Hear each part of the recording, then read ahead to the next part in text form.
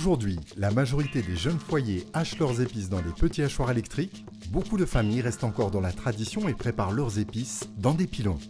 Et ce n'est pas seulement par habitude ou par nostalgie. Beaucoup vous diront qu'un rougail préparé dans un pilon aura toujours meilleur goût que celui fait dans un hachoir. Rivière Saint-Étienne dans le sud de l'île. Le soleil vient juste de se lever, pourtant l'heure est déjà bien avancée pour Antoine. 2 fois par semaine, le Saint-Louisien sillonne les rivières à la recherche de sa matière première. Il est tailleur de pierre, fabricant de pilons. Le rosse, quand il faut trouver, il faut connaître le fil. Parfois, quand le soleil est difficile de trouver le rosse. Le rosse, il faut venir grand matin parfois. Le soleil tape, frappe sur le rosse et tout est pareil, il ressemble. Ça, des rosses comme ça, c'est pas bon, parce qu'il y a des verres bouteilles. Et la personne s'y écrase après, c'est pas bon pour le semoir. La lumière du soleil rend plus compliquée la recherche d'Antoine.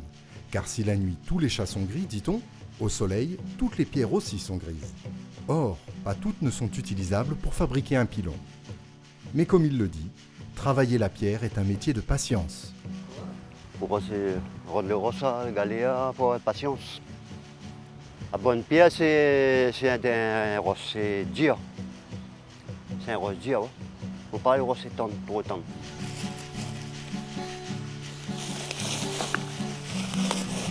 Une fois la pierre sélectionnée, Antoine repart chez lui, son sac sur l'épaule. Là commence un long travail de façonnage, essentiellement au marteau et au ciseau. C'est à l'âge de 12 ans qu'Antoine a commencé à tailler la pierre. Un métier physique, mais pas difficile. Il suffit juste de s'habituer. On a commencé à tailler la pierre depuis l'âge de 11 ans, 12 ans à peu près. Puis tant ici. Comment a commencé?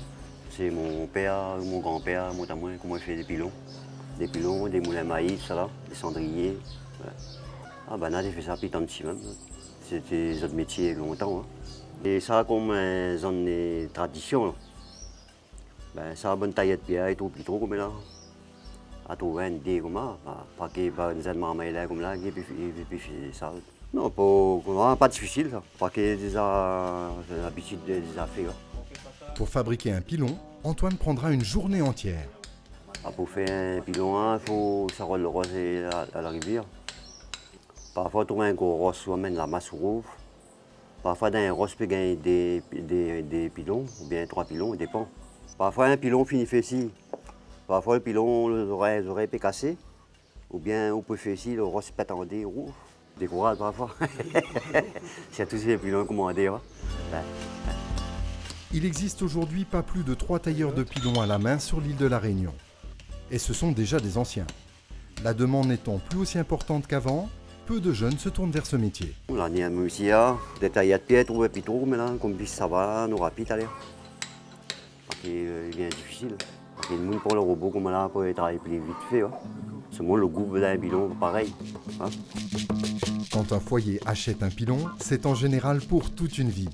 Même si les hachoirs sont de plus en plus présents dans les ménages, peu de chances que ce dernier supplante le pilon pour les amateurs de cuisine traditionnelle.